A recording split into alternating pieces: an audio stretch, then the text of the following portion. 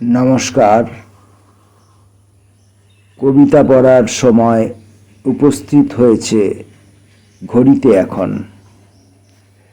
প্রথম কবির নাম প্রবুদ্ধ সুন্দর কর। কবিতার নাম আরতি।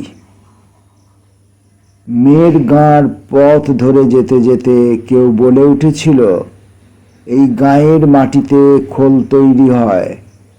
শুনেই মহাপ্রভুর বাহ্য জ্ঞান লোপ পেয়েছিল।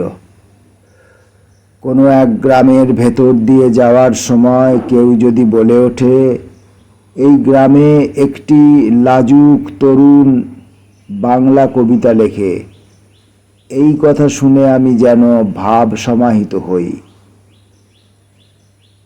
তার দর্শন পেতে গেলে নির্জন কাঁদতে হয় খুব। গত 3 দশক তোমার জন্যে আমিও কি লুটিয়ে কাঁদিনি? তোমার বিগ্রহ তবু আজও অধরাই থেকে গেল। যা কিছু দিয়েছে ধরা মায়া ও বিভ্রম। আমাকে দর্শন দাও। আবহমান বাংলা কবিতা সমূহ বৈভব ছেড়ে প্লাবিত নয়নে বীতনিদ্র আমি তোমাকেই ডাকি। অনন্ত আকাশে সেই কালো মেঘ আর ধবল বকের সারি হয়ে দেখা দাও, যে আকাশ দেখে মূর্ছা গিয়েছিল বালক গদাই।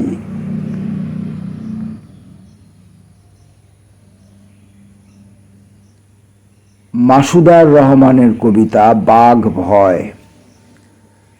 কাগজের বাঘ বাতাসে নড়ছে। দেওয়ালে টাঙানো বাঘের পোস্টার সূর্য ডোবার মুখে পোড়া বাড়িটির কাছে সত্যিকারের বাঘ করে তোলে। দাদা আমলের গাদা বন্দুক দেরাজে রয়েছে রাখা, তার সাথে জড়িয়ে রয়েছে নিকট অতীত ঘেঁষা গ্রামময় বাঘের কাহিনী। এই বাঘ টাঙানো দেওয়াল থেকে লাফ দিয়ে ঘাড় মটকাবে। নির্জন বাড়িটির পাশ দিয়ে হেঁটে যেতে ভয় ভয় করে।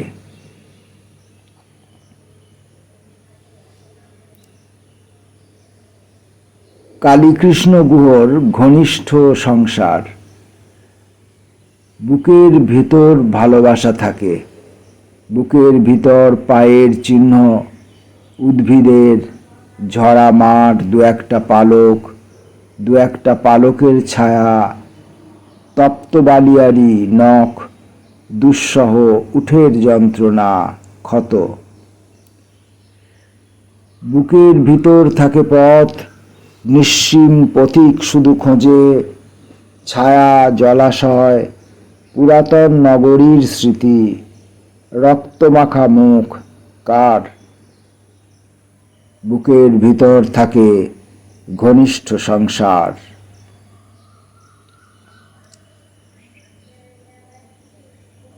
উৎপল কুমার বসুর কবিতা রাত্রির বাতাস।